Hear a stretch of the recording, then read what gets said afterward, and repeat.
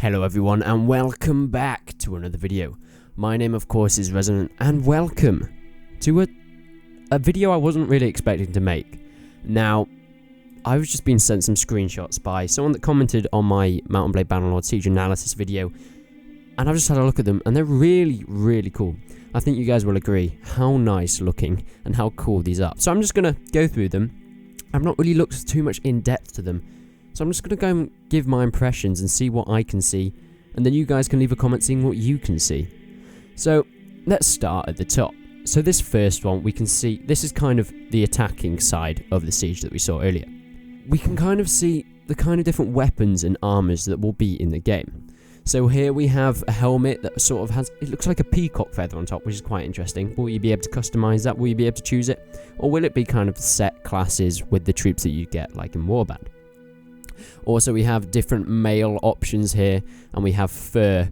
I mean, if you can get special units with like wolf fur on the head, that'll be epic. Sort of like a berserker units. Although saying that, historically, realistically, berserkers were not what you think. That's a completely another video though. Anyway, so yeah, moving on. So we've got the Kite Shield, kind of typical Kite Shield design with the logo on here. Obviously, we don't know. Will that be custom yet? We actually have no idea of that. But something I've seen is this here. This is kind of like a flanged mace. And we did have flanged maces in Warband, but this looks like a different type of one. It's not just your typical sword or axe. And will they have different physics? Like, as in real battles, a sword could not batter through plate, or at least very rare to get through plate with a sword. You needed something like this to batter, dent the armor. So will those kind of physics be implemented in the game? And obviously we've got the bowman up here, we've got the really cool tiered castle effect. I did actually talk about that in my Gamescom prediction. We'll be able to see castles with tiers in, and look, we have it here. So I actually got something right for once. That is amazing. Obviously you have a bardiche here and some normal hand axes like we can see. But we can also see the different ranked units. These guys with the fur look like they have less armor. So they're going to be lower price units, they're going to be easier to upkeep, but they're not going to be very good in battle. And then we have the wolf skin, and the guys in mail, and obviously the attacking guys as well. We've got the kind of tunic guys, and then the guys in heavy armor, which are going to be different kind of troops, and they'll be able to do different types of damage, and they'll be more effective or less effective in certain situations in battles. And obviously we also have the spears here, as you can see. Moving on to the next screenshot, we have a look at the attackers coming up to the wall with the battering ram. Now once again we can see that tiered effect on the castle. This seems like a wooden fort, so what I'm going to think is you're going to have stone forts, you're going to have wooden forts, maybe you can upgrade them, I don't know, maybe they're just stuck as they are. I guess we'll have to see, but the battering ram is going up to the gates, the AI is going up, we're seeing the archers down here, the different types of armour. They look mostly like spearmen, so maybe this is a faction that is geared towards spearmen, maybe they're better at that troop, maybe that is what they're good, like the Swadians were good at cavalry, the Rhodoks were good at spearmen and crossbowmen. Maybe this is going to be, I think these were the Empire, or I think they were Empire, I'm not completely sure, I can't completely remember from the gameplay, correct me if I'm wrong, but these guys look like they're going to be good with spears, and they sort of look Eastern, some of their armour, but then some of them don't, so I'm kind of a bit confused on that, but we'll see. We also have a roundhouse up here. Will that be like a hall, a village hall? Will you be able to use that when you're in the village, walking around? We'll have to see. Will you be able to go at your castle walls? That'll be a really cool thing to see. Will there be villagers outside, or will it all be inside the fortress? And obviously we have the siege tower there as well. Moving on to the next picture, we have the attackers scaling the walls, and what we can see here is some of the defences. You have spikes here, which obviously stops cavalry, not that many people used cavalry in sieges because they're pretty much useless. And on the left there you can see an arrow sticking out of the padded clothing, padded armor of this guy on the left, which I find quite amusing. And he's also, you can see stuff like padded coifs here. He's also got a padded coif underneath his helmet, and that kind of stuff. It's just showing off the armor, and I think it's really nice to see all the different troops, because of course we saw defending and we saw the kind of troops and stuff he had, but it's nice to see the enemies attacking here. And obviously we have arrows sticking in the wood there, arrows, dead bodies on the floor. So that really adds to the atmosphere, and the detail, and like the sticks on the side, and just the pillars on the posts on this fort. They're just so detailed, and I really like it. And you see the scales on the armor, and that kind of stuff. It just really adds to it and makes it look like a next-gen game. Now we have a close-up here. I like this one. This is a nice one. Just ignore the guy on the left who looks a bit dazed and isn't quite sure if he's in a battle or not. But we have this guy firing his bow, and the amount of detail on that. I mean, closing his eye to look down the sights of the bow. Well, sights, you didn't have too many sights on bows, but you know what I mean. Closing his eye to get a better precise shot. How cool is that? The amount of detail that has been put into this is amazing.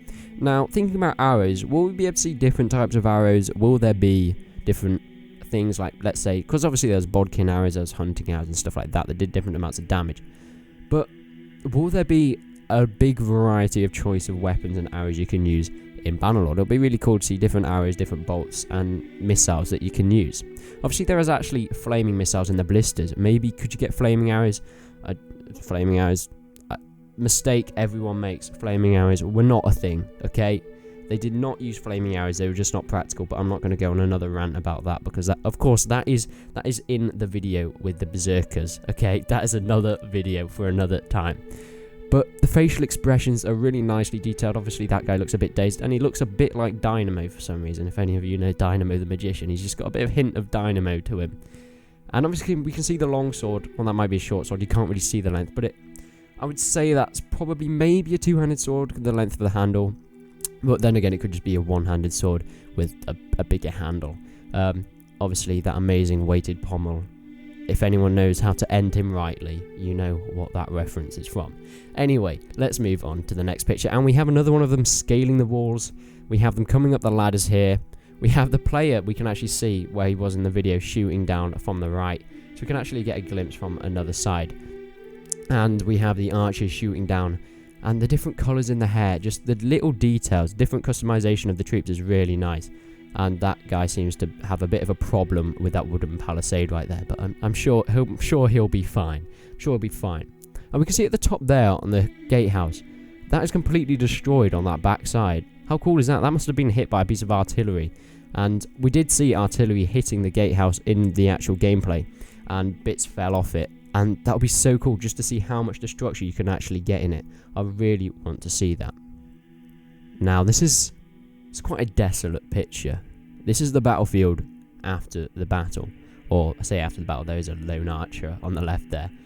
This is quite a nice picture, and it's kind of showing off the engine, the capabilities of the engine. Mountain Blade Warband would not be able to get that many bodies, that many little details on the screen at once. And I think that is a really cool thing that they've added in. The upgrade of the engine is just amazing, and it is quite a nice sunset there. The sun is gleaming off the wet dirt, and you can see the mountains in the background. The backdrop is just stunning on this, with the kind of aftermath of the battle. And we have death everywhere, burning, and just the lone people that have survived. Speaking of death and aftermath, one thing that I think would be a really cool thing to see in this game is if you have people writhing on the floor. If they've been injured and they're close to dying, if they're writhing about on the floor, how cool would that be? A bit like in Total War, where you can see people just crawling, trying to take their last breath, make a last stand, but it's not quite enough. I think that'll be a really cool thing to see. I'm not sure how possible that would be this late in development. Obviously, that could be a thing that's probably too far gone, but you know, it'll be a cool thing. It's a nice speculation, it's a nice thought, but I think that'll be a really nice thing to see. We can also see here a lot of detail on the grass. I don't know, that just came to me. The detail, look how all the individual grass pieces just look so nice and detailed. They're all completely separate. And it really just shows how much Tailworlds have put into this. All the effort, all the resources they possibly can to make this the best game possible. Now, something I've literally just spotted looking at this, in the background, that's smoke. Now thinking about it, in the last game you could pillage and burn places, but you never actually saw anything in the game. So I think it'll be a really cool thing if you could pillage and burn a place, and then when you go into the sieges, when you go to attack it, you can see all the burning buildings. Or maybe you can do that in the siege. I'm not completely sure if that's going to be a possibility, since we did see the deployment phase and then they seem to go straight into the battle. So I think it will be more of you're raiding the village on the open map, and then when you go and you see the kind of damage that you've done. I think that'll be a really cool thing that they could add in. Now, the final one is probably the most interesting screenshot and something we have not seen. Now, this was sent to me by someone that left a comment on the last video, and thank you very much. And, yes, as we can see here, this is kind of the opening phase of the battle. Before you go in, you kind of have what you want to do. I think this is him defending. Yeah, it is. So you can decide what catapults, what ballistas, and what kind of artillery you want to bring in. At the top here, we have some characters that maybe this is how many men you have, this is how many characters you have. Obviously, you have your money down there. I think it says 10 days down there. Maybe that's how long you can hold off, how many troops you've got in. 84%. The wall strength, maybe. I'm completely speculating on here.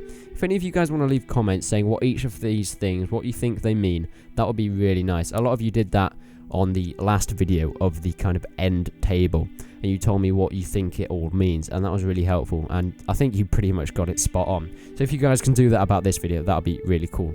And you can see the little miniatures of the little catapults attacking it, and I think that's a really cool and nice touch.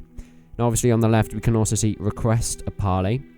If any of you don't know what that means, that mean you go out, you talk to the commander, and you kind of make an agreement with him so he doesn't attack you. If maybe in the 13th century, when you didn't really have a lot of troops, if you knew you were going to die, you'd probably...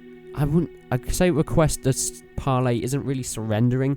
It's more just making an agreement with them so the fight doesn't have to happen. Sally out, of course, is charging out your gates. This would normally have happened if you had an overwhelming force inside.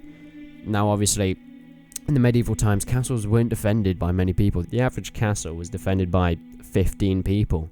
So the main way to get in was the whole city. The city had thousands of people in, and that was kind of the main attack that they had to go on. Castles rarely had many people on it. And that's when there was a lord in there. When there wasn't a lord in there, 5, 6 people in the castle just to keep it maintained.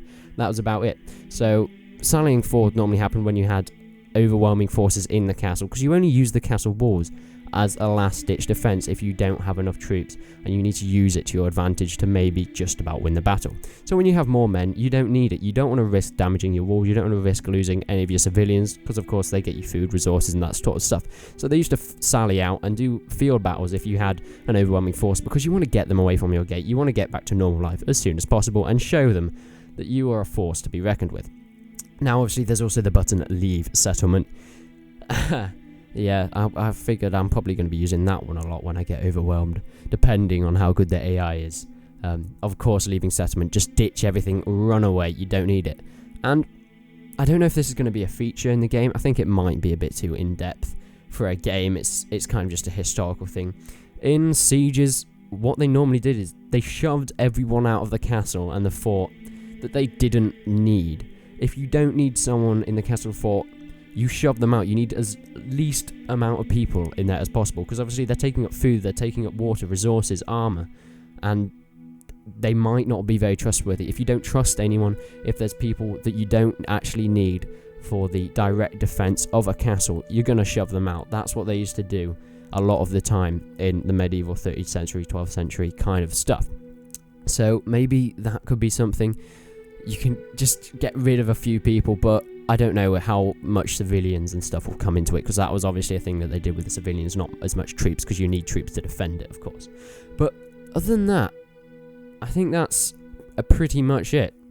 So what we have found out in this video is that there's a lot of new armor, there's a lot of new weapons, and all the kind of scenery and stuff we've actually looked at quite a lot, and obviously that destructive terrain was a nice look, and the sieges, the kind of setup to the siege, that was a nice thing. So we can now see how about the sieges are going to work, and it looks very similar to Warband in terms of how you do it. The layout is very different, of course, because it's a new game, but the mechanics to actually commence a siege is very similar, which is nice to see, because everyone loves Warband, you know? You kind of want a game to be different as much as possible while still keeping it noticeably the same, which doesn't really make that much sense, but I know a lot of you may know what I mean. You want to know it's a Mount & Blade game, you want it to be familiar and nostalgic, but you want it to be different at the same time.